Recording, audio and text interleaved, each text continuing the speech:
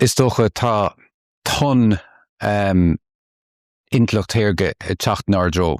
agus beidh sé fitte fúta i ngach gné dar saol. Mar sin sa chomhéag sin tá sé rítheachtach feacantéir agus a rá do riine le Ghaeilge ní mór doing a bheith cinnte go bhfuil freastalaring. So corragás ceann na rudí sonracha atá déanta going is Tommy tris an tólas fad atá atá chur fáil ag an Citizens Information Bureau atá fáil go poiblí tá RNC vidilínacha é sinna chur seach a Mosca agus an sin Údarás Tomás Ó Síocháin a dhéanaan aistriú ó bhéirle go Ghaeilge agus a dhéanaan aithint aon rud a bheith le rá ag duine. So cuireann tú ceistear